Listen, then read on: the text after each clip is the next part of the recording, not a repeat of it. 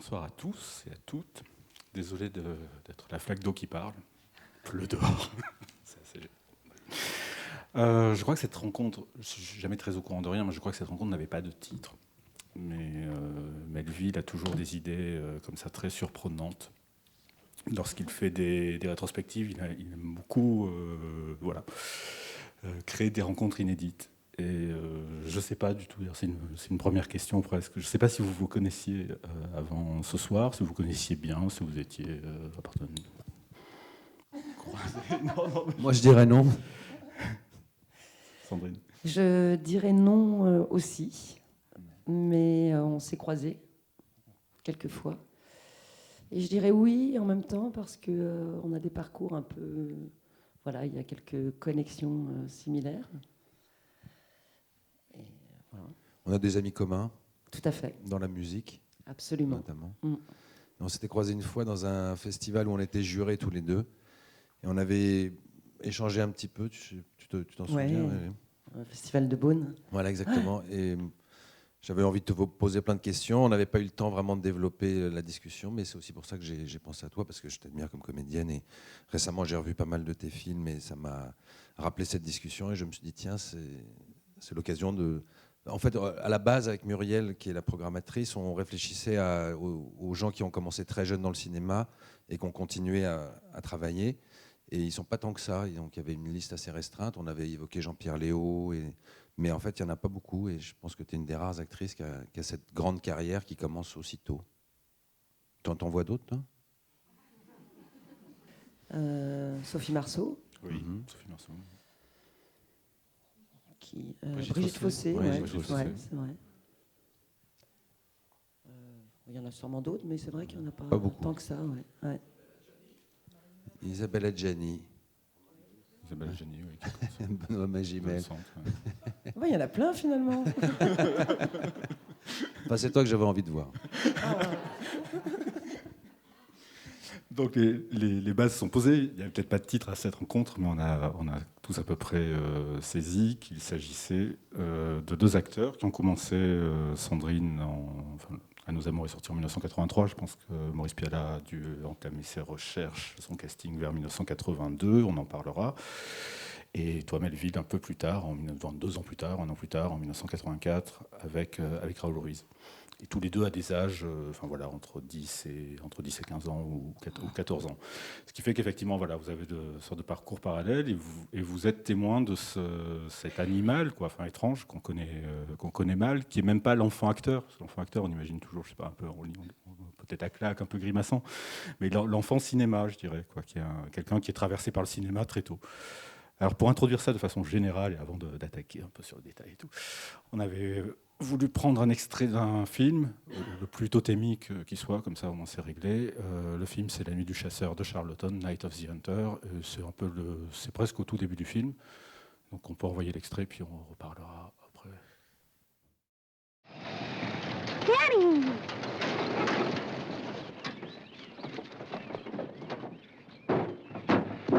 Where's your mom? Out shopping. You're bleeding, Dad. Listen to me, John.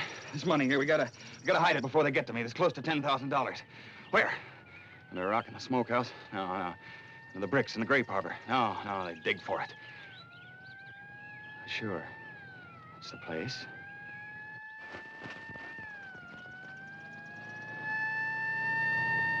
That's him. He probably still has that gun. Listen to me, son. You've got to swear. Swear means promise.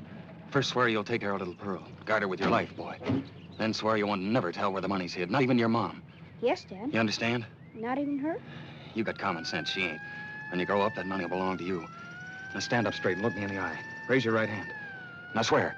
I'll guard Pearl with my life. I will guard Pearl with my life. And I won't never tell about the money. And I won't never tell about the money. You, Pearl. You swear, too.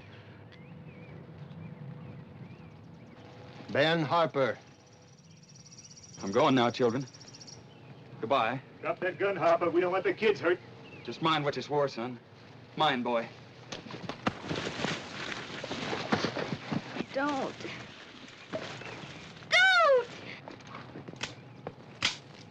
Dad.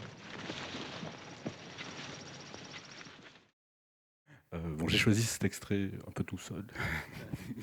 Un peu désemparé parce qu'on peut prendre tout le film, ce qui est génial. Mais je pense que je l'ai choisi j'avais en tête un titre de film, d'un film de Jean-Marie Straub et Daniel Huillet, que j'aime beaucoup comme titre, qui s'appelle Trop tôt, trop tard. Je m'explique. En fait, l'impression que c'est une question à tiroir comme ça. Est-ce que être enfant, être choisi pour être acteur lorsqu'on est enfant, c'est mon moment psy un peu, c'est à la fois peut-être un peu trop tôt. En tout cas, voilà, on est plongé dans un métier. On n'a pas suivi les filières habituelles, on n'a pas mûri un désir, une volonté d'être acteur très très longtemps, un peu à l'ombre de soi-même ou même à l'ombre du métier. Et c'est déjà un peu trop tard, c'est-à-dire on est mordu. Souvent, on a envie de continuer. Alors après, on voit que c'est ingrat, effectivement. On cherchait un peu sur les doigts d'une ou deux mains la liste des enfants acteurs qui continuent à être acteurs et qui finalement font une vie de cinéma, comme vous deux. Donc c'est à la fois trop tard, mais c'est aussi trop tard, c'est-à-dire qu'on est arraché, voilà, c'est moi ce que je me dis en tant que critique, moi j'ai jamais joué, on est arraché à l'enfance. On est quasiment, c'est d'où le côté très symbolique de cet extrait, on vous confie à vous, à l'âge de 10-15 ans, une mission, comme le père ici confie comme mission à son fils de ne jamais dévoiler où sera caché l'argent. Et cette mission-là, d'être acteur, de devoir jouer face à une caméra, change la vie, vous coupe du reste de l'enfance et vous propulse dans un univers qui n'est pas non plus les adultes, qui est un peu, voilà, cette zone un peu étrange. Alors peut-être je tire un peu les choses par les cheveux, mais vous allez peut-être me dire très vite, comme ça, ce qui est l'effet, enfin voilà, les magnifiques ou dévastateurs du cinéma sur vous, maintenant rétrospectivement, vous qui étiez enfant ou adolescent, vous deux, lorsque le cinéma vous a choisi ou élu, je dirais.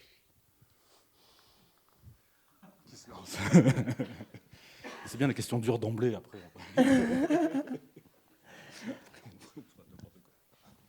Moi, j'ai le sentiment inverse. J'ai le sentiment d'être, en tout cas sur cette première expérience qui est à Nos Amours de Piala. J'avais 15 ans quand je l'ai rencontré. Et j'ai le sentiment inverse parce que justement, j'étais entourée d'un monde d'adultes. Et du coup, le rapport à l'âge était beaucoup plus évident. Donc je sentais que j'étais une enfant.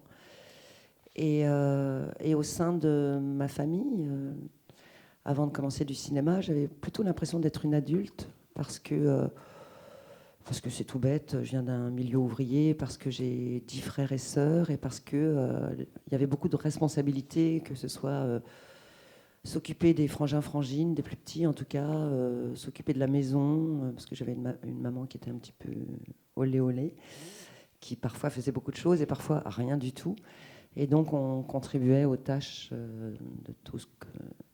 Voilà, des tâches que normalement justement une maman fait. Donc quand je suis arrivée sur À Nos Amours, je me suis sentie gâtée, protégée, choyée. Voilà. Comme des vacances. Carrément. Enfin, bien que parfois c'était. C'était. Piala, c'était pas toujours des vacances. Hein. On y reviendra, mais quand même l'effet par rapport, vous étiez, j'imagine, à l'époque au collège ou en formation, je sais plus, j'ai plus collège, ça en tête, ouais. au collège, ouais. Et ça coupe des copines, enfin je sais pas, des profs, enfin il y a une dimension, on est tout d'un coup auréolé ou chargé d'une lumière spéciale parce qu'on a été filmé ou non, on retourne en cours et c'est pareil. Alors moi, je ne suis pas retournée en cours. De toute façon, j'étais tellement mauvaise que en fait, j'ai arrêté l'école dès que j'ai rencontré Piala. Parce que j'étais quand même en 5e à l'âge de 15 ans, il faut le faire. Hein. Donc voilà, non, après, moi, j'ai continué. Enfin, tout s'est enchaîné très vite, puisque le film a eu pas mal de succès. Mais c'est vrai que ce qui était frustrant, c'était de ne pas toujours voir les copines. Mais bon, Piala invitait en même temps les copines à venir sur le tournage.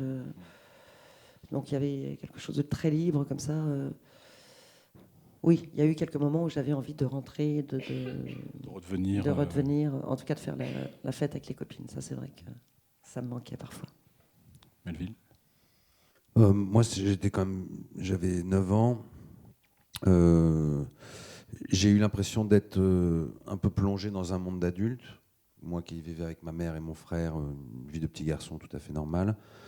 Un peu étonné et déboussolé, mais je pense que Raoul avait tout fait pour me rendre l'expérience un peu abstraite et pas me donner trop d'indications ou trop de clés sur la réalité de l'histoire qu'il avait envie de filmer, en tout cas, qui était assez dramatique et mon rôle plutôt diabolique. Donc il avait réussi à me vendre ce trip comme une espèce de féerie, de rêve, de voyage, ce qui m'a préservé, parce que je pense que ça aurait été un réalisateur plus réaliste, j'aurais souffert de la cruauté de ce personnage et de la dureté de cette histoire. Donc j'en ai plutôt un souvenir un peu onirique. Il y a une chose assez étrange, c'est qu'il n'y a pas longtemps, je suis retourné sur les lieux de ce tournage au Portugal, à Baleal, qui est une petite île, enfin une presqu'île assez escarpée, sur laquelle Paulo Branco a toujours une maison. Donc je suis retourné dans cette maison et je suis tombé sur la costumière du film de l'époque, qui m'a dit, tu sais, avant de mourir, Raoul m'a posé cette question bizarre. Il m'a dit, quand Melville était sur le tournage, est-ce que tu t'occupais de lui? Alors elle a dit, non, pas du tout. Mais alors qui s'occupait de lui? Elle a dit, personne. Et je me suis dit, c'est quand même bizarre.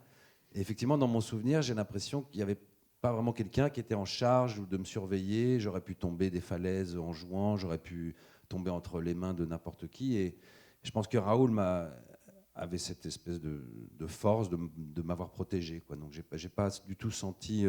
je me suis senti dans un monde d'adulte, mais jamais menacé, quoi. J'étais au contraire heureux et épanoui, un peu comme dans l'île au trésor. Ce petit mousse qui est sur un bateau et qui écoute les discussions des adultes. Le soir, je les entendais faire la fête, éventuellement se disputer, enfin faire une vie de tournage, mais je me suis senti assez protégé. Ouais. Et tu te souviens, c'est la même question qu'à Sandrine, est-ce qu'au moment de revenir, parce que je pense que ça a dû être tourné du coup, pendant les vacances scolaires ou hors vacances scolaires, quand tu reviens à l'école, quand tu reviens jouer avec les autres gamins qui ont 9 ans, 10 ans, c'est triste. C'est triste? C'est triste. Pourquoi c'est triste? Parce que j'avais passé des vacances géniales, j'avais tué des gens, on m'avait éclaboussé de sang. Je veux dire, j'étais tombé amoureux de l'actrice principale qui avait 20 ans de plus que moi. Il y avait un côté... Tu étais vraiment acteur, quoi. Oui, j'avais traversé un truc aucun petit garçon... Et je ne pouvais pas partager ça avec les autres, ils n'auraient pas pu comprendre. D'ailleurs, le seul petit garçon qui a vu le film quand il est sorti n'a plus voulu me parler parce qu'il a trouvé que le film était invisible, qu'on ne comprenait rien, que ce n'était pas du cinéma. Enfin, il avait fait sa critique était assez méchante. Donc je me suis dit, c'est un truc que je vais faire un peu en loose day pendant les vacances. J'espère que Raoul va me rappeler. Donc je sentais que c'était une expérience qui n'était pas la même que les autres petits garçons. Tu avais un plan d'acteur secret, quoi, qui tourne et qui le dit à personne. Mon plan, c'était que Raoul me rappelle et j'espérais que les prochaines vacances seraient du même acabit, mais oui, j'ai bien senti assez vite quand même que ça me décollait du reste de mes congénères.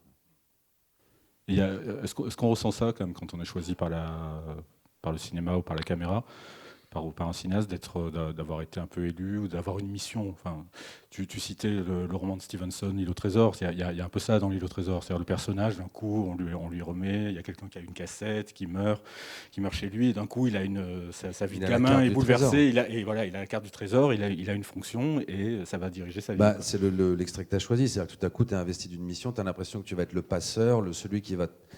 D'ailleurs, je pense sans doute, moi je m'identifie aussi un peu au parcours de Sandrine, c'est-à-dire que j'ai l'impression d'avoir, même si on est jeune, d'avoir traversé plusieurs époques du cinéma et d'avoir vécu avec des gens d'une autre époque qui nous ont peut-être transmis quelque chose, enfin que ce soit, j'imagine, Piala, Varda, moi c'était Romer, Ruiz, mais d'avoir participé à une autre époque du cinéma et d'être un peu d'avoir grandi avec ce devoir, en tout cas de cet amour de cette époque, de cette façon de faire des films qu'il y avait à l'époque, ou cette façon de les aimer, de la cinéphilie, et d'être un peu les héritiers de ce moment du cinéma qui a disparu, je dirais, autour des années 90, un truc comme ça. Mais... Sans doute, oui. Enfin, ou pro. Donc c'est vrai qu'il y avait un peu cet extrait très parlant sur ce côté, tout à coup un enfant, même s'il ne s'en rend pas compte, est investi d'une espèce de passage de relais. Enfin. Il a la carte du trésor. Un peu. Enfin, c'est péjoratif dans le cinéma de dire qu'on a la carte. Tu connais du trésor, pas ça. Ouais, du trésor, ça va mieux. Je connais bien l'expression. On va peut-être regarder un extrait d'À nos amours. Il y en a deux, mais on va regarder le tout premier d'abord. C'est le tout début du film, c'est simple. C'est 1 minute et demie d'apparition. biblique de Sandrine Bonner. Voilà. Il me semble que vous devez mépriser les femmes qui vous prennent telles que vous êtes et qui chassent leur dernier amant pour vous attirer dans leurs bras, avec les baisers d'un autre sur leurs lèvres. Je pense qu'il y a encore un petit peu à travailler. Non, mais mais on va elle voir. craque.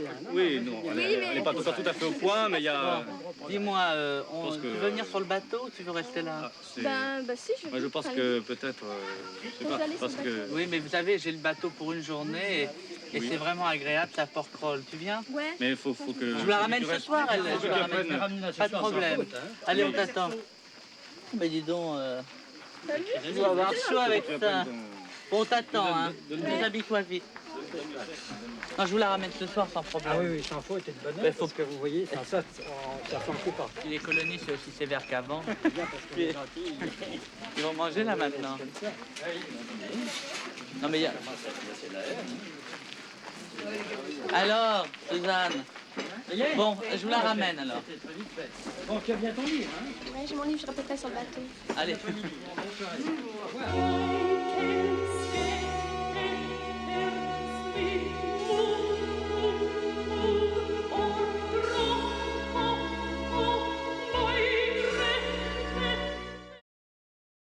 Alors c'est pareil, on revoit les films en entier, on ne sait pas quoi choisir parce qu'on prendrait tout, on voudrait tout.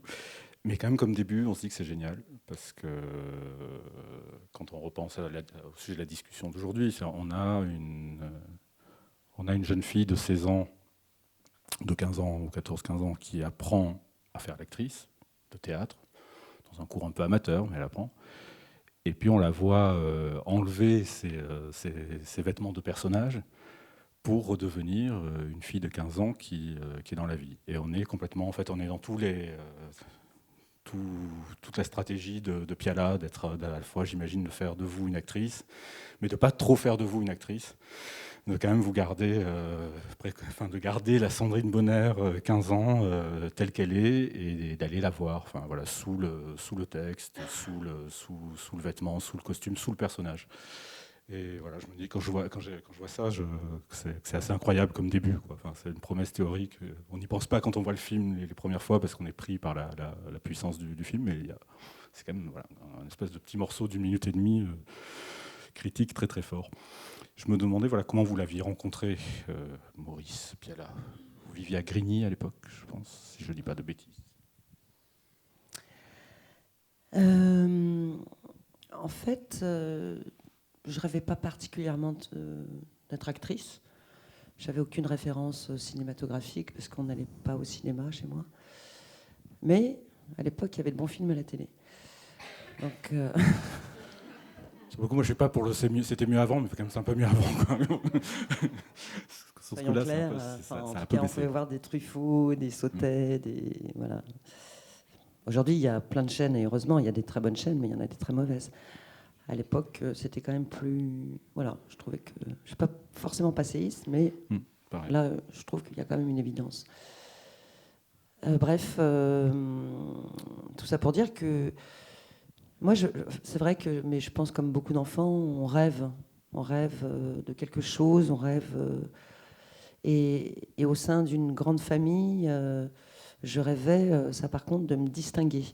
Puisque je faisais partie d'un groupe, c'était aller les mômes à table, aller les enfants au lit.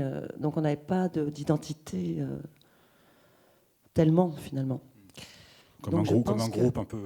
Voilà, comme un groupe, par le groupe, comme en colo, quoi. Ouais. Et du coup, je pense qu'inconsciemment, enfin c'est l'analyse en tout cas que j'en fais aujourd'hui, je rêvais de quelque chose. Alors, je rêvais d'être danseuse ou chanteuse.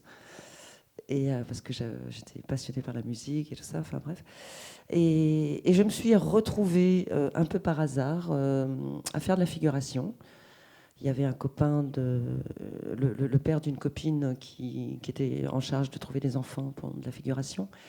Et donc, je me suis retrouvée à faire 2 figurations. Et j'ai détesté ça. C'était quoi, la boum, non? C'était la boum numéro 1, et puis les sous-doués en vacances. Ça m'allait très bien. Est-ce qu'on peut retrouver l'extrait? C'était écrit pour moi. Pourquoi on n'a pas retrouvé l'extrait? Ça aurait été génial. Et j'ai pas du tout aimé. J'ai détesté ça. Et Pourquoi parce que ça n'a on aucun s'ennuie, intérêt d'être oui, figurant, on en s'ennuie, fait. c'est On long, s'ennuie, il y a beaucoup d'attentes, et puis il n'y a pas franchement de considération pour vous. Vous n'êtes qu'une vague silhouette quelque part pour combler l'écran, quoi. Enfin, mais ce qui m'intéressait, c'était simplement pour avoir un peu d'argent. Donc voilà, donc ça c'est la partie mes débuts au cinéma. Et puis ma sœur, en revanche, une de mes sœurs, trouve un jour une annonce dans un journal. Elle fait des photos matons. Et en fait, la photo sèche mal, la photo est tachée d'encre. Sauf qu'elle s'en fout, elle l'envoie à la production. Et à l'époque, c'était pas À nos amours comme projet, ça s'appelait Les Meurtrières. C'était l'histoire de 2 jeunes filles. Qui a été tournée ensuite par Patrick Grandperret. Ouais, tout à fait. Et en fait, Piala a appelé à la maison en demandant à voir ma sœur Lydie, qui n'était pas là, elle était dans le sud de la France. Et c'est moi qui ai décroché le téléphone et j'ai dit, écoutez, elle revient dans quelques jours. Il m'a dit, ça serait bien qu'elle se présente. Et puis, entre-temps, j'ai une autre sœur qui m'a appelée. Et puis moi, je ne savais pas comment ça fonctionnait. Je pensais que Lydie, à partir du moment où on l'appelait, qu'elle était choisie. Qu'elle était choisie, oui. Voilà. Donc cette autre sœur, je lui dis, écoute, c'est génial, Lydie va faire un film. Et l'autre sœur me dit, écoute, donne-moi le téléphone, moi je voudrais faire de la figuration.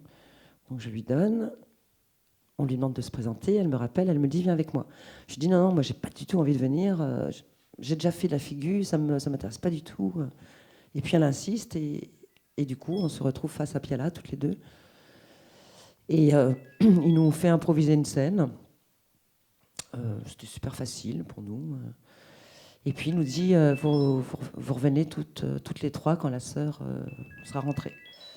Et c'est ce qu'on a fait. Donc on est revenus toutes les 3 avec notre papa. Et puis on a fait, comment on appelle ça, des impros de scène. Et puis ensuite il a écarté les 2 sœurs. Moi, c'est Piala lui-même, hein, c'est pas une directrice de casting ou un directeur de casting. Non, c'était lui. Il était là. En personne. Ouais, tout à fait. Et puis je suis restée sur le casting, je ne sais plus combien de temps. Et ça s'est joué entre une jeune fille qui avait fait plein de cours, qui savait tout faire, qui savait pleurer, rire. L'enfant acteur dont on parlait tout à l'heure. Enfin, voilà, tout à fait. Mais elle était très bien, hein, d'ailleurs. Et je me souviens, donc Piala avait son assistant, et l'assistant préférait l'autre fille. Oui, parce qu'entre-temps, le film est devenu À nos amours, parce qu'il n'a pas réussi à monter Les Meurtrières. Et cette jeune fille correspondait plus au rôle de Suzanne, qui quand même est une petite bourgeoise. Et l'assistant trouvait que moi, j'étais trop sauvage, trop brute, prolo, trop... Eh bien, ce qui s'est passé, c'est qu'il a viré l'assistant.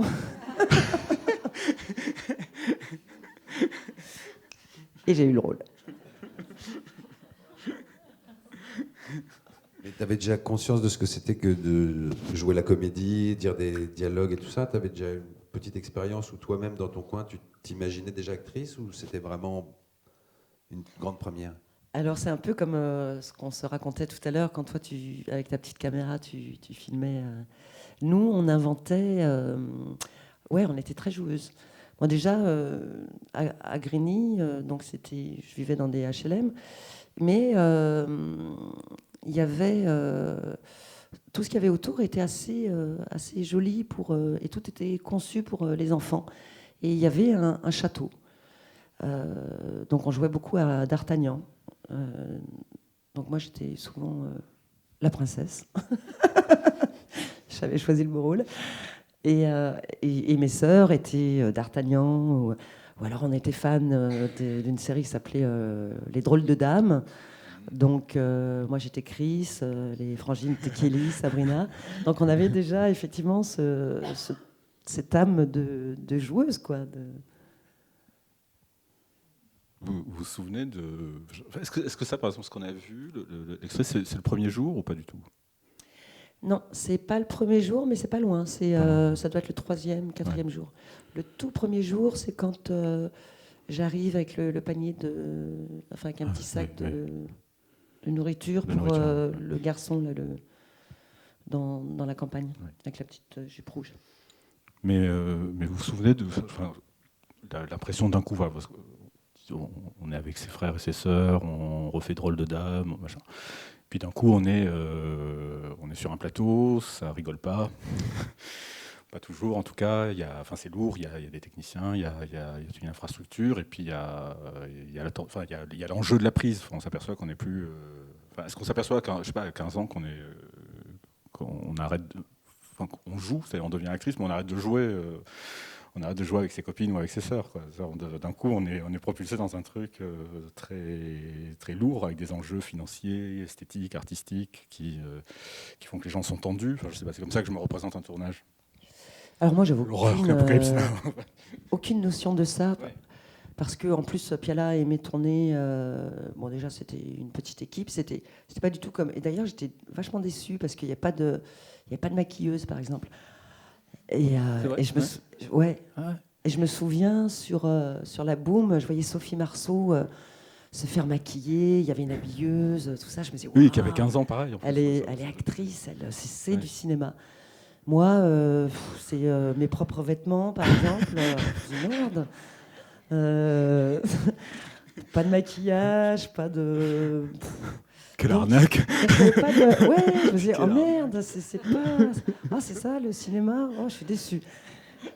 Et en même temps, du coup, ça me mettait à l'aise, tu vois. Il n'y avait pas de pression dans le sens... j'avais l'impression finalement, d'être comme à la maison, quoi. Et bien sûr, il y avait une caméra, mais la seule pression que j'avais, c'était... j'avais pas de notion de... C'est-à-dire que je tournais le dos, par exemple, quand j'étais filmée, et ça énervait Piala, et il disait, mais c'est pas possible, la prise était bonne, mais on la voit pas. Parce que, tu vois, j'avais pas le sens du créneau. Ce qu'on appelle le créneau, c'est d'être bien visible, de pas être caché par un autre partenaire.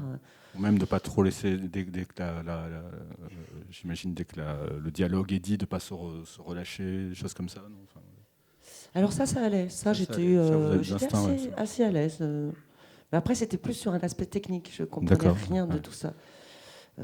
En même temps, il n'imposait pas grand-chose. Il détestait les marques au sol, par exemple. Il nous laissait libres. C'était à la caméra de nous suivre. Et puis encore plus avec moi, puisque j'étais totalement novice. Il faisait refaire beaucoup les prises, Piala Non, pas trop. Non. Pas trop. Il aimait la spontanéité justement de la première prise. Par exemple, on répétait pratiquement jamais, ou si on répétait pour des raisons techniques, il fallait surtout pas qu'on dise le texte. Pour pas trop abîmer le surgissement possible. Mais ton texte était très écrit dans À nos amours Alors il y avait effectivement il y avait une trame, et ensuite plein de choses. Par exemple, la relation au père, elle n'existait pas comme ça dans le film. D'abord, le père mourait dans le scénario. Et c'est ma propre relation à mon père qui a fait que c'est devenu... Mais pendant que tu jouais les scènes, c'est toi qui as orienté cette histoire-là. Par exemple, la scène de la fossette, qui est une scène très connue, il me dit... le début de la scène est écrite. Papa, si t'arrives, t'as l'œil tout jaune. Donc ça, normalement... C'était une scène qu'on avait tournée avant. Donc le père était censé mourir, donc il avait une maladie, voilà. Et puis tout d'un coup, il me dit, qu'est-ce qui se passe, Suzanne? Tu souris plus beaucoup en ce moment. Et là, je capte de ce qu'il veut dire. Alors là, pour revenir effectivement au monde d'adulte et de l'enfance. Parce que le tournage a duré pas mal de temps. Et je m'ennuyais. Je commençais à m'ennuyer. Je souriais beaucoup moins. Et j'ai compris qu'il parlait de ça parce qu'il m'en avait parlé juste avant. Il me disait, mais tu t'ennuies, qu'est-ce qui se passe? Et voilà, et j'ai totalement improvisé le reste. D'accord, mais tu continues à jouer la comédie en sachant que la caméra te filmait, que c'était pas hors prise. Oui. D'accord, donc tu comprenais là, à ce moment-là, qui t'a orienté pour te faire accoucher de quelque chose, d'une émotion, d'un dialogue, d'une histoire. Tout à fait. Oui. Et ça t'a pas déstabilisé? Non, non, au contraire, je me disais... mais c'était assez... Comme un défi, quoi. On le faisait souvent. Et c'est ce qu'il avait aimé d'ailleurs dans les essais que j'avais faits. Ouais, on inventait des choses au fur et à mesure. La fameuse scène où Piala arrive pendant le repas, on a toujours dit que c'était complètement inattendu, que les acteurs, peut-être les techniciens le savaient, mais les acteurs ne savaient pas, c'est vrai. C'est cette très grande scène d'une violence inouïe de règlement de Ouais. compte. Ah ok, cool. C'est vrai qu'on ne le savait pas. On le savait pas. Il a débarqué. Il y avait 2 portes comme ça. La caméra était comme ça, je me souviens. Et puis, bon, le temps que le plan se mette en place, il est passé de l'autre côté. Et puis, il y a quand même eu le moteur. C'est vrai, il y a eu le moteur pendant la prise. Il a lancé le moteur. Puis on a commencé la scène. Hein. Puis on l'a vu débarquer carrément, de repasser par l'autre porte. On s'est dit, mais et devenir le personnage de père, de passer de cinéaste au personnage. Quoi. Avec l'assistant caméra, qui tout d'un coup avait un rôle et il n'était pas au courant non plus. Il lui a dit, tu viens avec moi, hop, tu vas faire le copain. Et on était tous comme ça. Bon, on s'est laissé porter par lui, quoi. Ça induit des plans qui sont très très longs. Enfin, j'imagine c'est pas du tout découpé. On dit pas 3 phrases et puis on attend le changement d'axe. Ah non, ça on n'a jamais fait. Ouais. Là, c'était 10 minutes, maxi. Oui, parce que c'était... Le rouleau, ouais. Pellicule. Du coup, j'imagine c'est super aussi pour un très très jeune acteur, une très très jeune actrice. Enfin, c'est qu'on on a le temps de s'installer dans une prise. Enfin, je sais pas. Ou c'est très déstabilisant, ou c'est génial. On a le temps d'éclore, quoi. Mais je pense que c'est moins... Enfin, pour mon cas, si j'avais eu un texte à apprendre vraiment... si j'avais commencé avec Claude Sauté, par exemple, je ne sais pas si j'aurais été capable d'être actrice. Parce que c'était très précis, il fallait tout avoir en tête. Justement, c'était très découpé. On faisait beaucoup de prises. Je pense que ça m'aurait beaucoup plus intimidée. Et puis comme j'avais un peu un complexe avec l'école, j'aimais pas apprendre. Oui. J'aimais pas. Oui, ou l'autorité. J'aimais pas l'autorité en plus. Ouais. On va peut-être regarder un deuxième extrait, qui est un tout petit peu après celui-là. J'ai un peu choisi au début. Mais bon, c'est une scène canonique d'À nos amours. Alors on va lancer le deuxième extrait d'À nos amours, si vous m'entendez. Ouais. Je n'aime pas le militaire. C'est militaire is good. I don't know. I don't speak French. Ah. Navy is good. But I know warmongers. What kind of warmongers? When the world goes to war, you guys are gonna blow it up.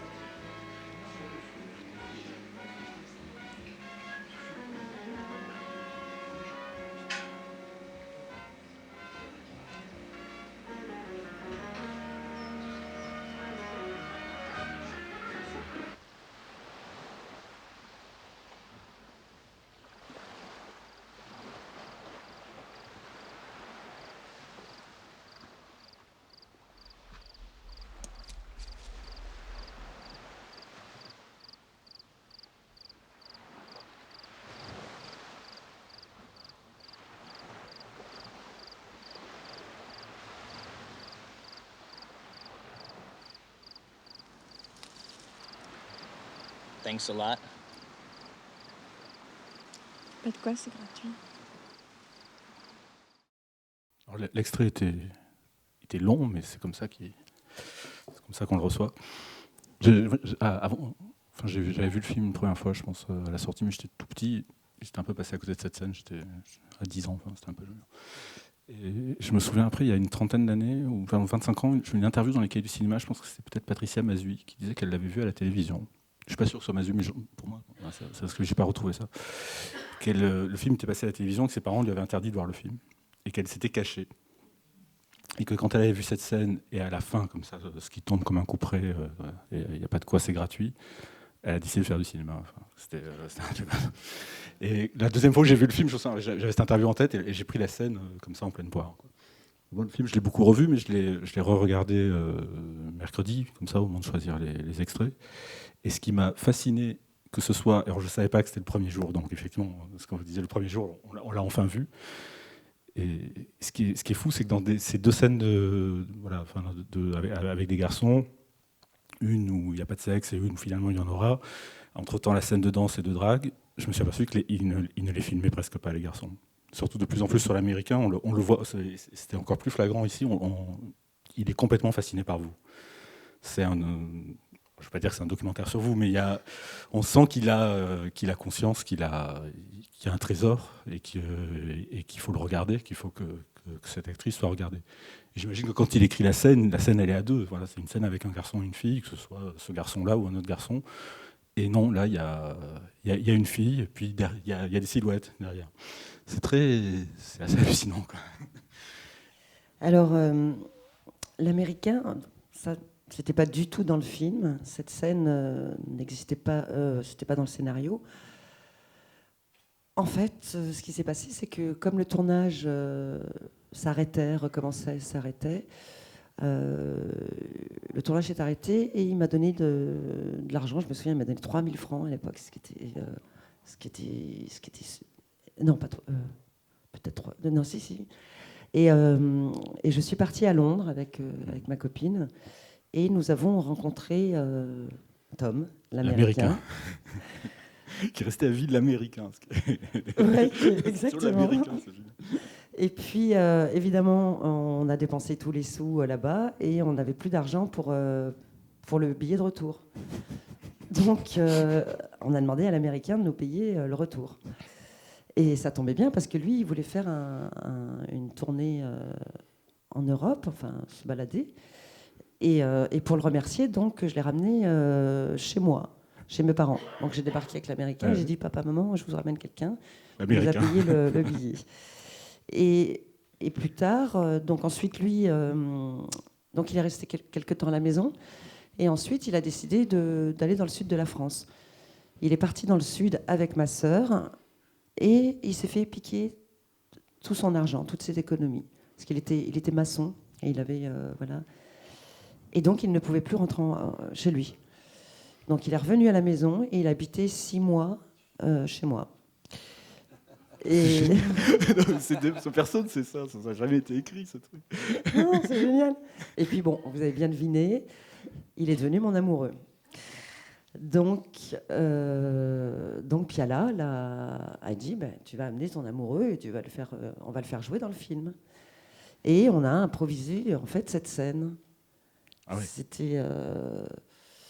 et le Thanks a lot. Alors, effectivement, c'est Piala qui lui a dit, tiens, tu lui dis ça. Et puis, il n'y a pas de quoi, c'est gratuit. Ça m'est sorti comme ça. Ah ouais. Waouh. Voilà. Les uniformes, c'est pareil. Les uniformes, alors parce que quand j'étais très petite, j'ai un peu honte de le dire, mais je le dis quand même, je rêvais d'être majorette. Et j'adorais, j'étais fascinée par les uniformes.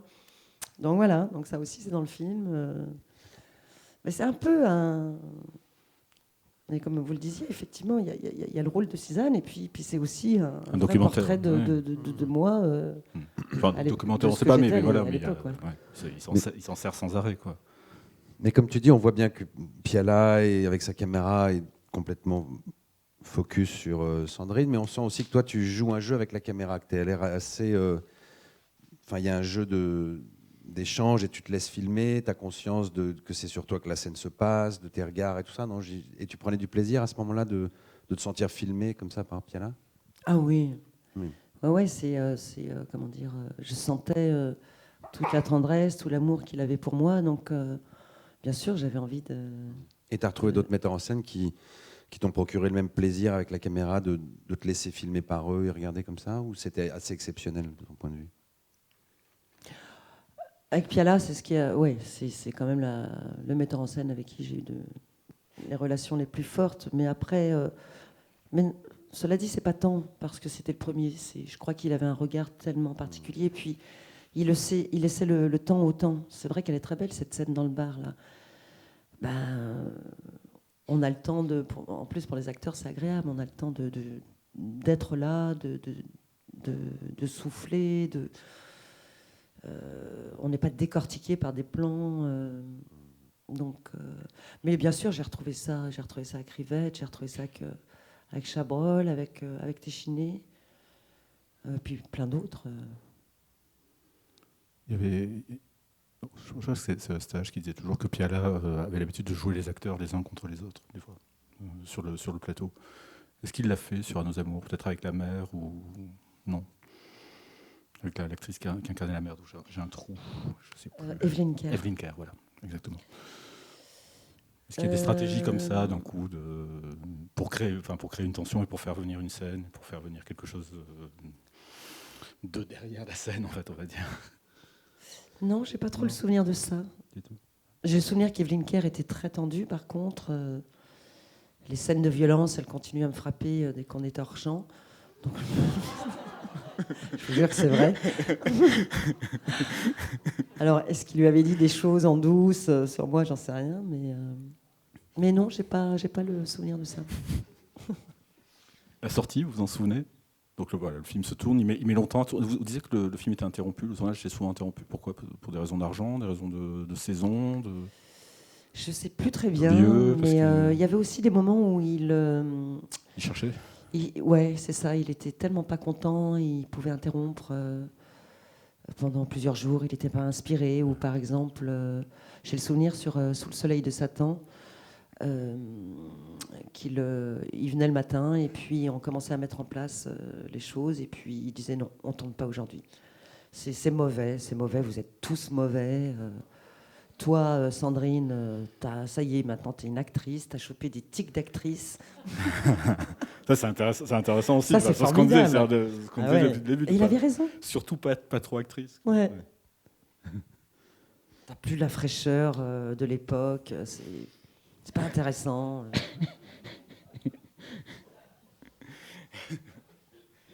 Et la sortie, vous vous en souvenez? Non, j'avais une autre question juste avant. C'est quand ça dure longtemps comme ça. Donc je sais pas du coup, c'est sur plusieurs mois. Est-ce que vous, et qu'on est à un âge, 15 ans, on n'est pas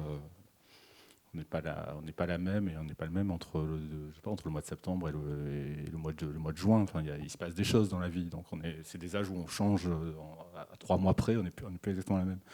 Est-ce que vous, quand vous voyez le film dans sa continuité, vous dites d'un coup, là, je suis plus la même gamine, quoi. Ah oui, je vois vraiment la différence. Physiquement, ça se voit beaucoup, je trouve. J'ai un visage très poupon. Au début, tout ce qui se passe dans le sud, c'est vraiment... Ouais. Et puis après, toute la partie dans l'appartement, Paris, tout ça, on sent que le visage et même le corps changent un peu. Et même dans la manière de jouer. Il y a une gravité qui s'installe de plus en plus.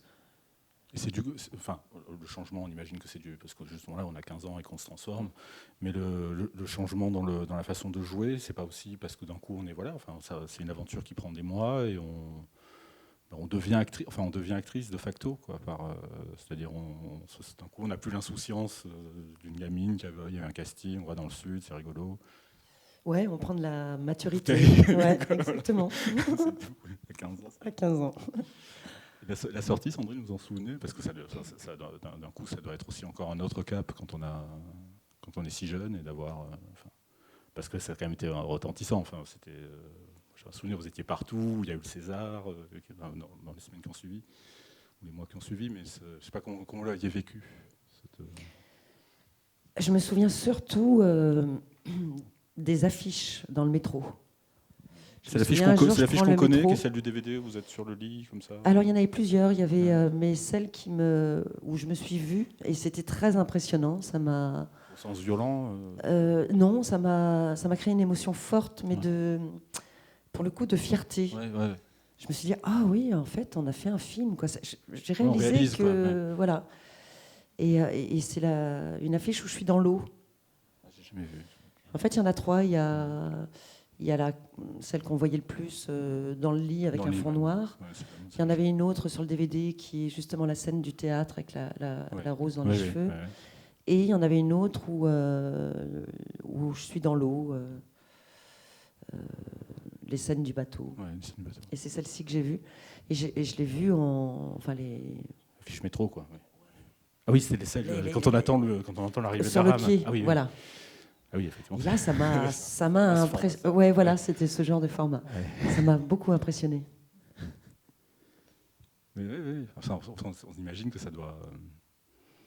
Je vois, Desplechin, récemment, dans une interview qu'on a fait ensemble, m'a parlé de ça, que les acteurs, je sais pas, peut-être il t'en a parlé, Melville, toi qui as tourné avec lui, les acteurs ils sont changés par le fait d'avoir été filmés et de se voir justement projetés en très très grand. Il y a quelque chose qui, dans la vie, finalement, vous change à cause de ça, parce que d'un coup, vous vous voyez. Lui, il a remarqué ça, par exemple sur Amalric, il avait un peu hésité en disant ça risque de l'abîmer, enfin, quasiment comme un père avec un gosse en disant je suis pas sûr que ça lui fasse du bien de faire de lui un acteur parce qu'il était assistant à Amalric. Amalric, moi j'avais fait un film dans lequel j'avais un rôle important et il faisait de la figuration. Ouais. Il était dans le fond du champ et on voit que lui dans le plan. Donc, voilà. Il est sur son banc, il jette des petits coups d'œil, au moment où il se lève et il quitte la scène et c'était le meilleur du film, quoi. C'était le meilleur moment. Donc il était vraiment acteur, depuis que je le connais, c'était un film qui date des années, j'avais 19 ans, donc il y a bien longtemps. Donc après c'est vrai que Desplechin l'a filmé, a exigé de lui le vrai métier d'acteur, mais je pense que c'est quelqu'un qui est quand même aussi fait pour être acteur, quoi. Mais au-delà de ça, je veux dire, il se passe quelque chose de violent. Quand on se voit, la première fois que vous avez vu le film, par exemple, Sandrine, première projection, on se voit sur l'écran, c'est encore une autre étape, quoi. Alors là, effectivement, je crois que ça fait partie des plus grandes blessures que j'ai infligées à Piala. Il avait fait une projection chez Gaumont avec, il y avait ma famille, il y avait quelques invités, et tout fier, je me souviendrai toujours de son visage, la lumière s'est rallumée, il m'a regardé comme ça, avec un grand sourire, hein. Il m'a dit, et puis il m'a pas posé de questions, il m'a regardé comme ça, et je lui ai dit, oh là là, mais qu'est-ce que je suis moche, je suis grosse, j'ai démonté le film, quoi. Enfin, pas tant le film, mais moi, quoi. Je me supportais pas. Et ça a été terrible pour lui parce que. Oui, c'est le cadeau est refusé, quoi. Ouais, c'est ça.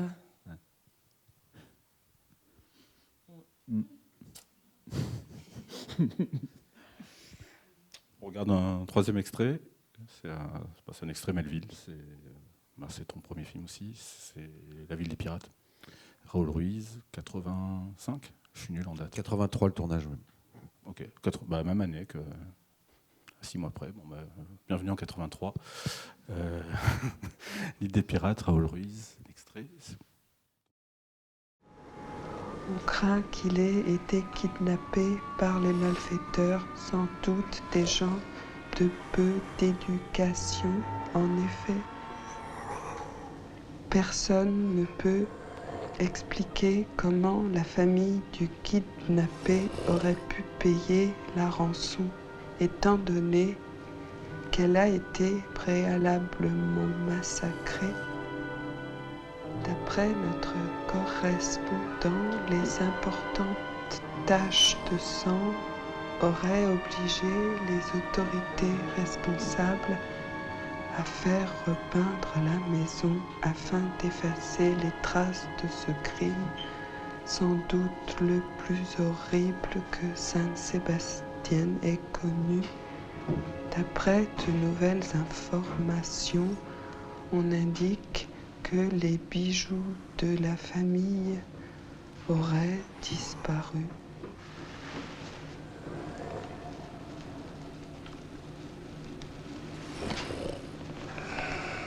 Fiancé. Tais-toi. Je sais pas, je me souviens plus. Comment est-ce que tu as pu faire ça? Je sais pas. Explique-moi, je sais pas.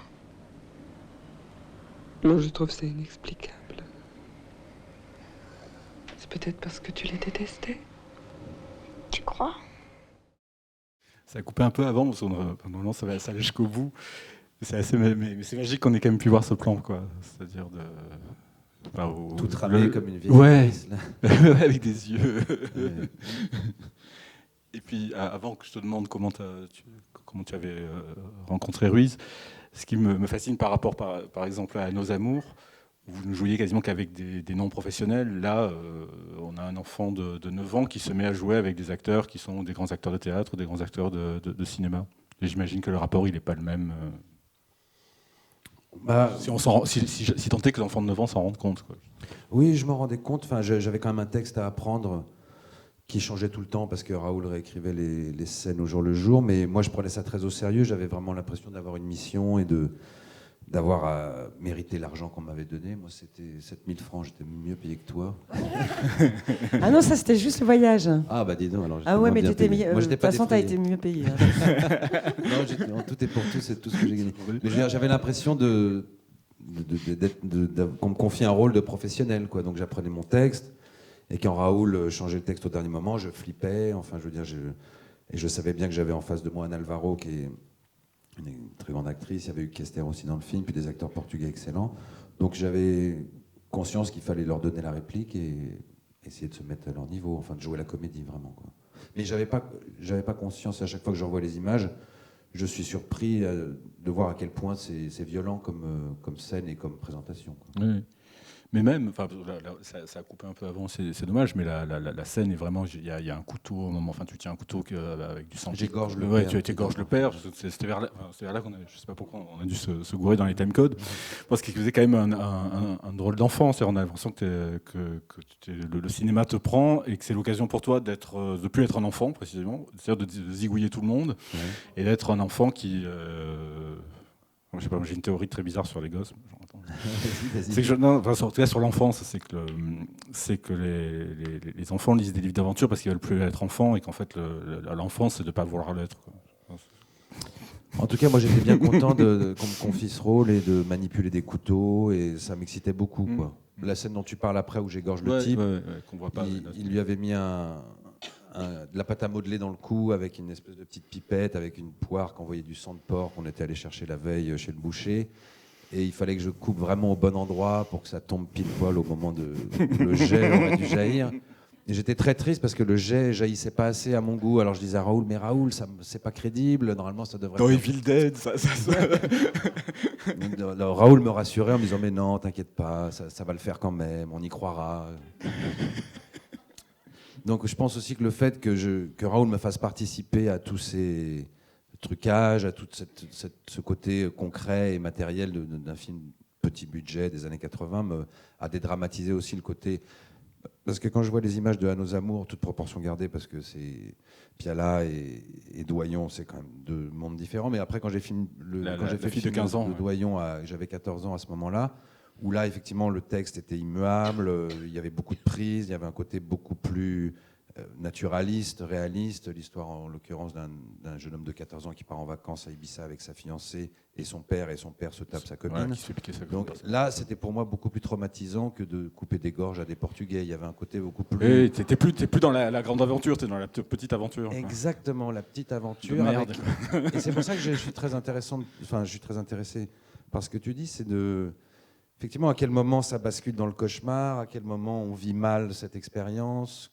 Et ça vient aussi de cette caméra comme médium entre la personne qui vous filme et vous, et c'est par cet objet que ça translate, quoi, disons. Moi, Raoul, je me suis toujours senti... alors, des fois, j'avais l'impression que je pouvais le décevoir et tout ça, mais je veux dire, il n'a jamais voulu me faire du mal ou me manipuler ou me faire quelque chose dans mon dos, quoi. Alors que je me suis toujours demandé avec Piala, notamment dans ces scènes assez violentes et tout ça, où même lui arrive avec cette présence assez menaçante et flippante. Moi, à 14 ans, j'aurais eu peur d'un type comme Piala, c'est sûr. Donc je me demandais jusqu'à quel point il se permettait jusqu'à quel point tu le voyais comme une menace, cet homme-là. Je ne l'ai jamais vraiment vu comme une menace, non. Il m'a fait pleurer une fois, je crois. Une fois, là, c'était franchement de la manipulation.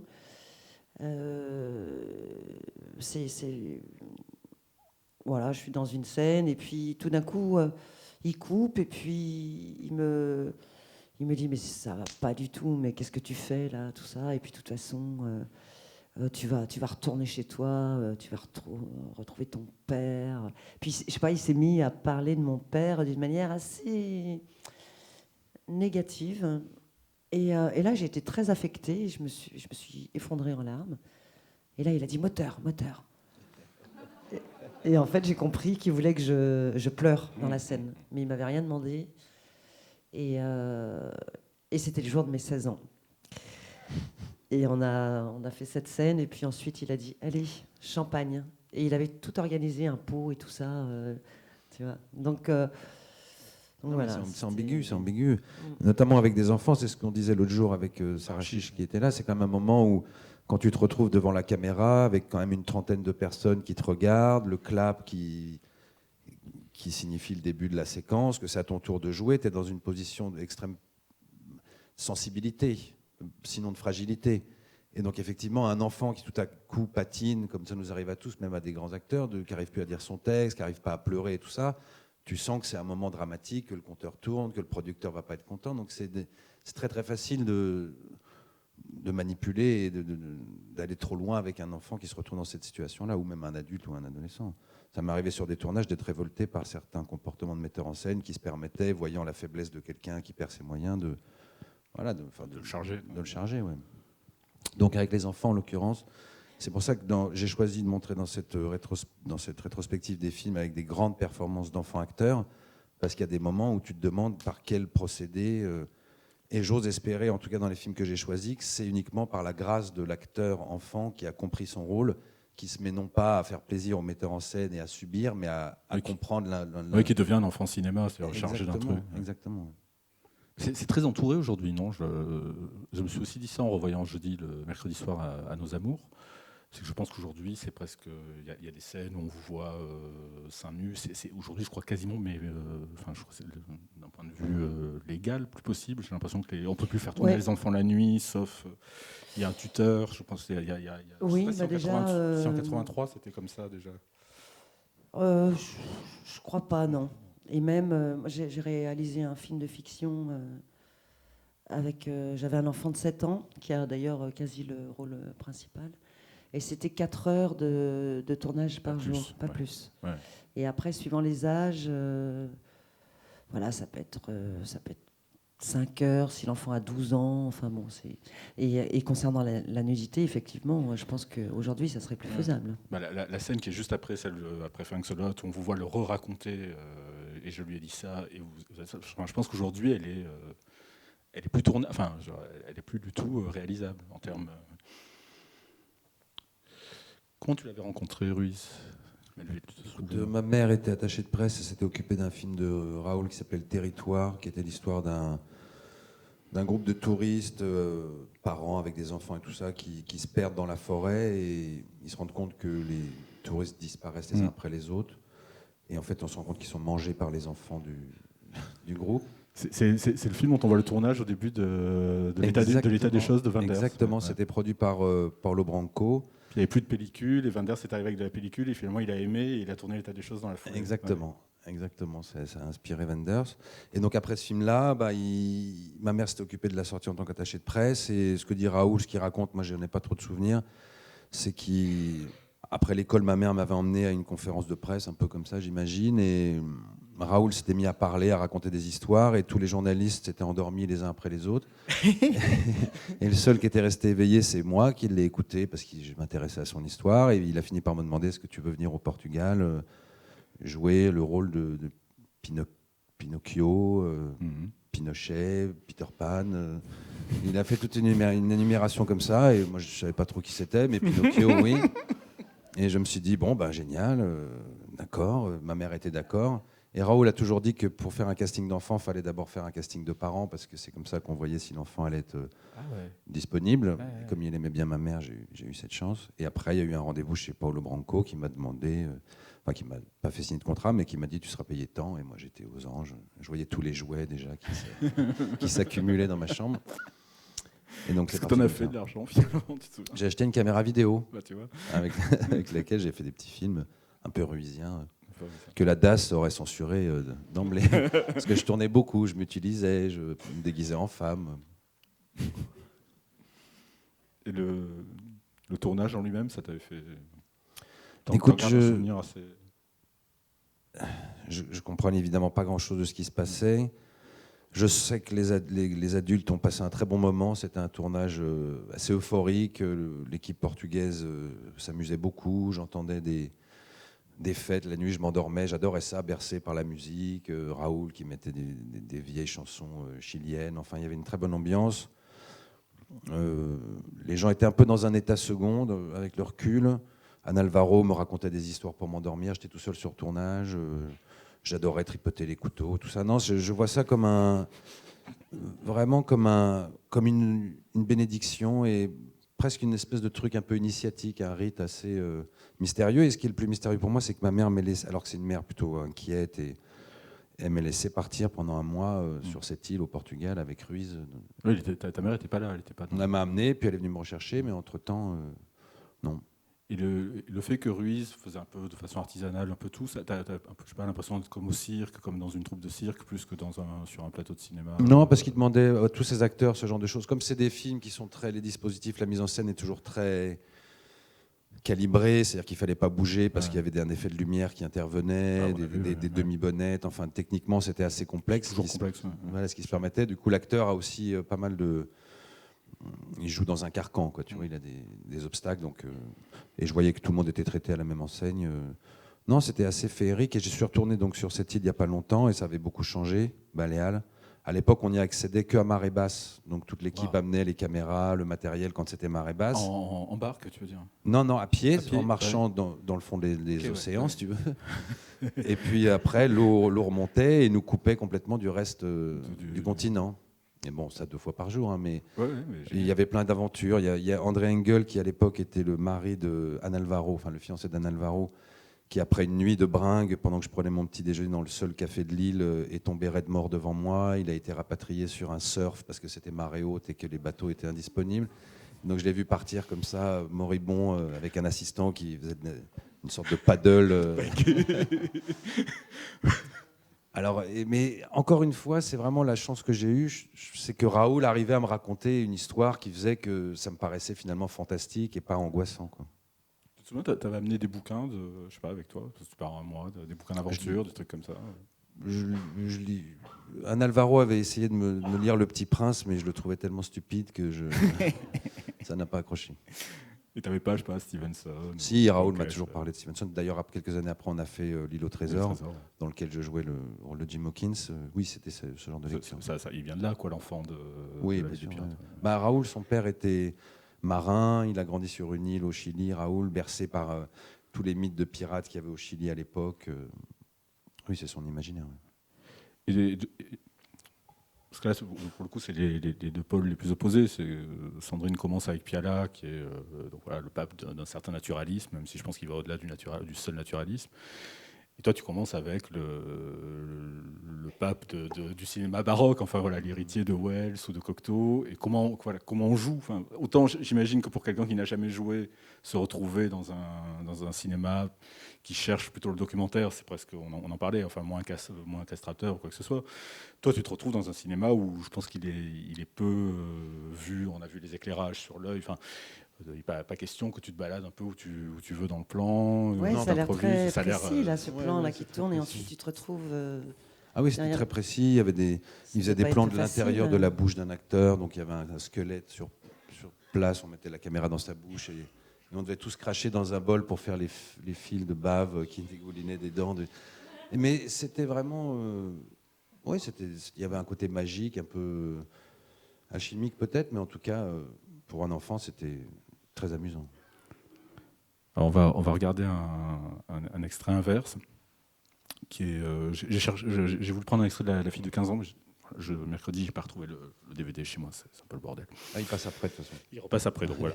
Donc je suis allé j'ai fait un tout petit saut de 3-4 ans avec Romer, Conte d'été.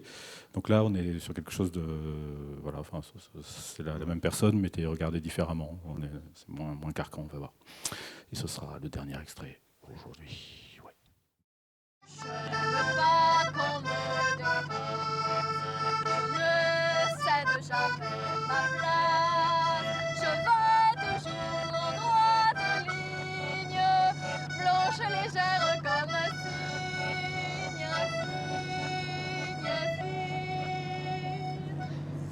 rêver comme joli bateau. Il ne sera jamais trop tôt pour voguer vers San Francisco, en passant par Valparaiso et gagner les allées au ciel, en traversant les mers indiennes. Il faut que j'aille au bout du monde pour savoir si la terre est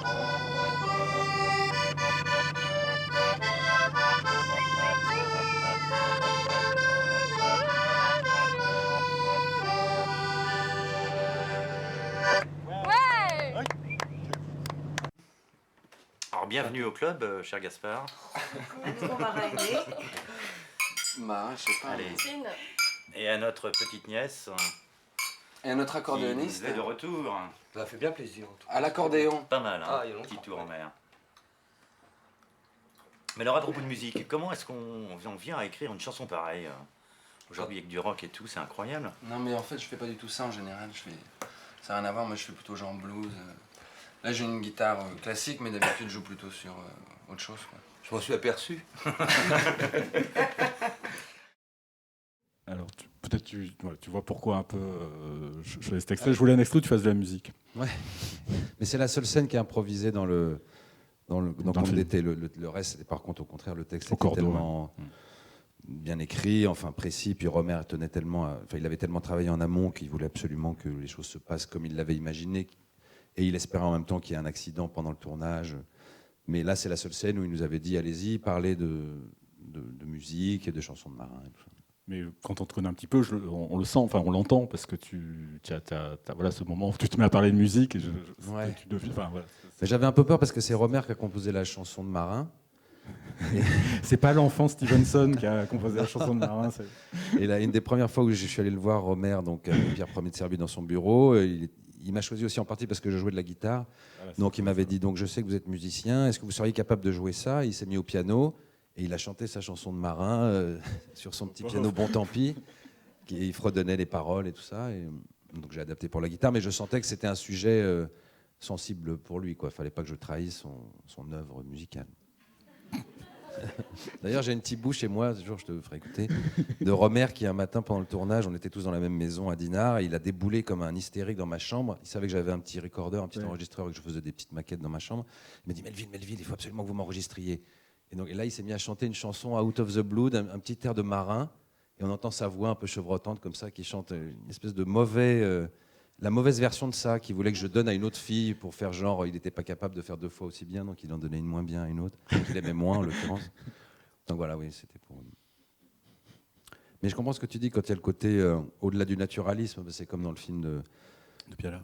De Piala, oui, c'est-à-dire qu'au bout d'un moment, ça devient du Romer, du Piala ou du Varda, et ils ont aussi cette faculté-là de prendre les gens et de les filmer à un moment donné. Il y a beaucoup ça dans le rayon vert de Romer, mais on transcende totalement le fait réel, quoi. À quel moment, c'est une question qui s'adresse à vous deux, à quel moment on se sent un acteur, on se dit un acteur? Est-ce que c'est dès le moment où on a commencé à tourner? Est-ce que vous, par exemple, c'est juste après À Nos Amours, ou ça va arriver à la sortie de Nos Amours, ah, mais ça y est, en fait, je suis actrice? Ou ça prend, parce qu'on a justement commencé tellement jeune, ça prend des années, peut-être encore plus de temps que ceux qui font leur premier film à 20 ou 25 ans? En tout cas, je ne sais pas ce que c'est vraiment d'être un acteur. Est-ce que vous vous sentez, peut-être que quand on commence trop tôt, c'est fichu, quoi. On se sent jamais acteur, quoi. En tout cas, ce dont j'ai eu conscience, c'est que, alors c'est sur Saint-Ouen-Îlois, j'ai vraiment j'ai réalisé que c'était un vrai travail pour le coup. Parce qu'il y avait composition.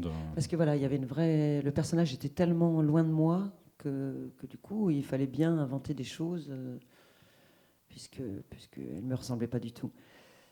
Voilà, ça a été une prise de conscience à ce moment-là. Quand on sort de soi-même, regardé par un cinéaste, quoi, quand on est obligé de composer un personnage loin de soi. Ouais. C'est là qu'on comprend, quoi. Ouais. Absolument. Et c'est intéressant parce que finalement, en même temps, c'est plutôt l'écriture qui détermine un personnage. Après, nous, on le fait vivre. Donc, il y a toujours un mélange on est quelqu'un d'autre, et puis en même temps, on y apporte beaucoup. le personnage vient à soi, et puis c'est le contraire aussi qui se passe. Enfin, Melville.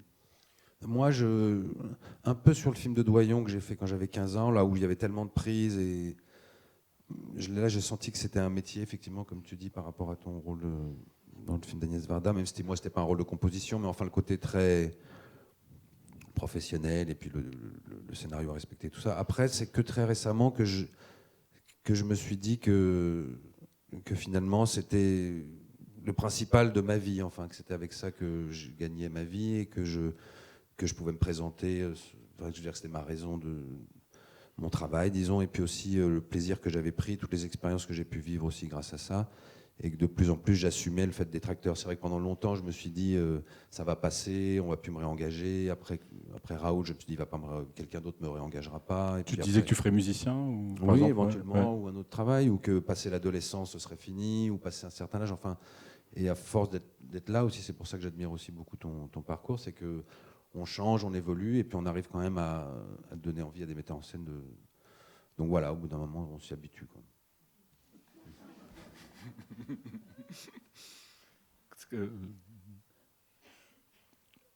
Voilà, on est tous face ici à deux personnes qui ont été, qu'on a vu grandir, mais qui ont grandi en public, à la différence de nous tous, les autres ici.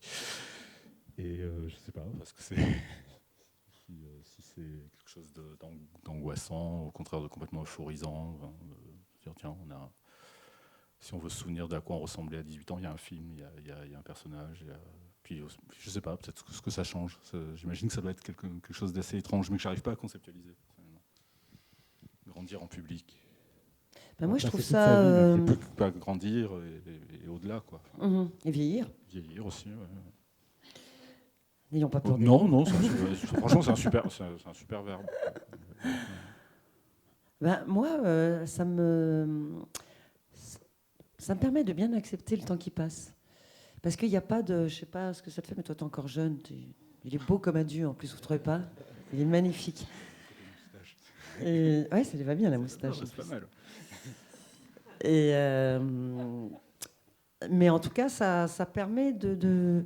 C'est pas comme quand, par exemple, on sort un carton de photos qu'on a mis dans un placard et qu'on ressort 10 ans après, de se dire « Oh là là, j'ai pris un coup de vieux.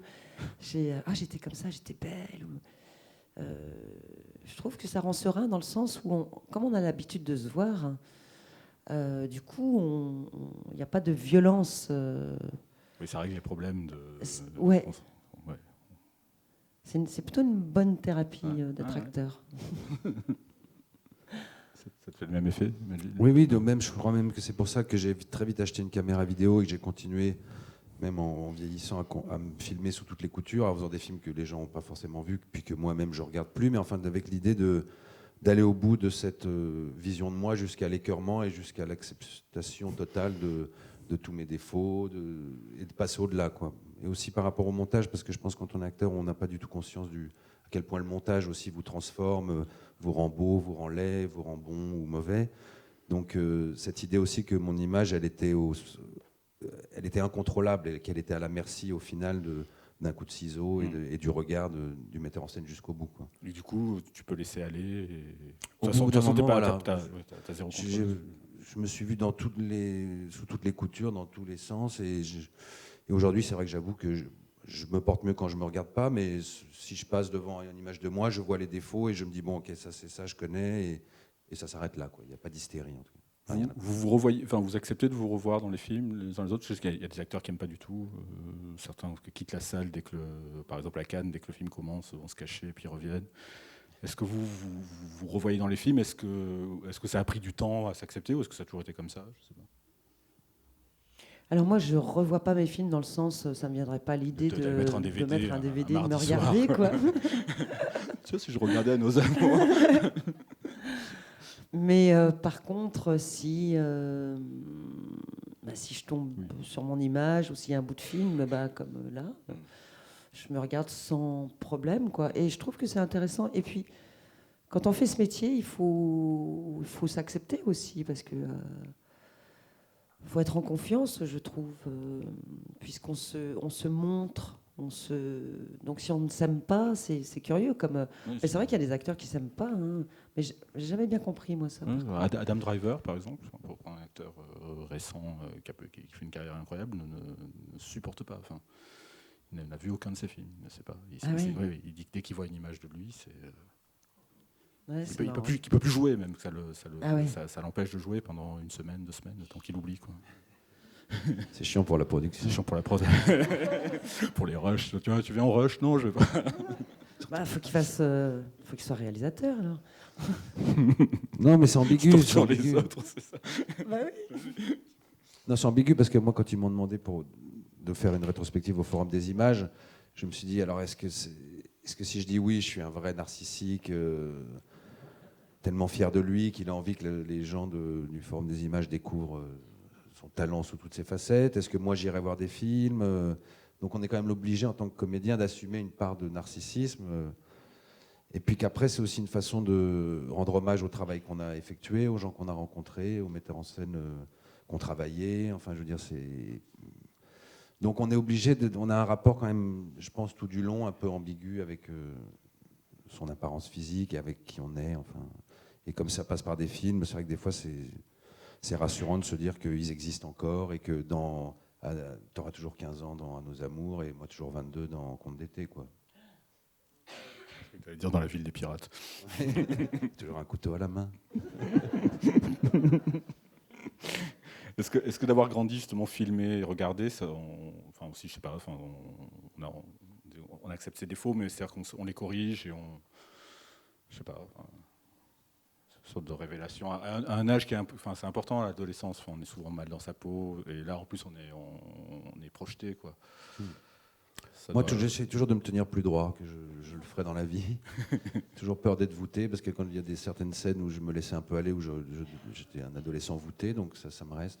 C'est des petits détails comme tu parles de correction. Effectivement, on essaye toujours un peu de se corriger. Moi j'ai toujours l'impression de ça. Ouais. Avant chaque prise, avant chaque nouveau tournage, avant chaque scène, je me dis ce coup-ci, je vais vraiment être acteur, je vais le faire bien, je vais essayer de maîtriser, parce que c'est un métier finalement où on ne maîtrise pas grand-chose, on ne maîtrise pas non plus les rôles qui nous arrivent, mais même sur le tournage, entre action et coupé, on n'est pas vraiment là, enfin il y a beaucoup de choses qui nous échappent, donc avant chaque prise, j'essaie de me motiver en disant, allez, cette fois-ci, tu vas vraiment être là, action, puis j'oublie, puis ça recommence.